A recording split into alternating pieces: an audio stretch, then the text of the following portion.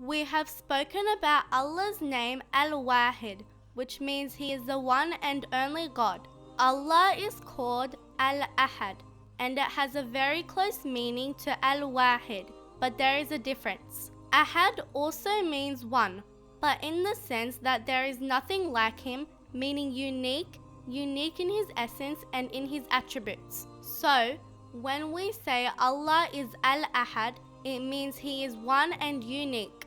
The Holy Quran says, Qul huwa Allahu ahad. Say, He is Allah, the one, the unique. Humans listen through their ears. Humans see through their eyes. Allah listens but not through ears or an instrument.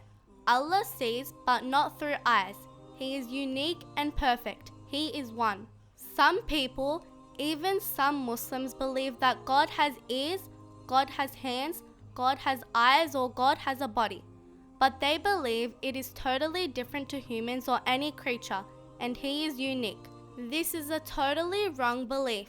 Imam Ali al-Ridha alayhi salam is reported to have said, Allah is one, but not in a numerical sense. He is the creator, but not with the meaning of movement. He is all-hearing, but not through any auditory organ. And He is the all-seeing, but not by any instrument. Another narration from Imam Jafar as-Sadiq saying, God cannot be limited and cannot be sensed, and cannot be touched or felt. The senses cannot perceive Him.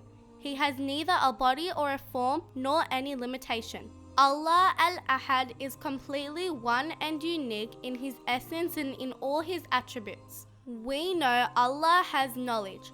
It is not like our knowledge where we have to learn it and store it in our brain. We know Allah has power.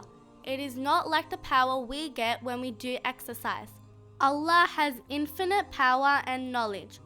Allah Al-Ahad is completely unique without a body, without a form or any organs.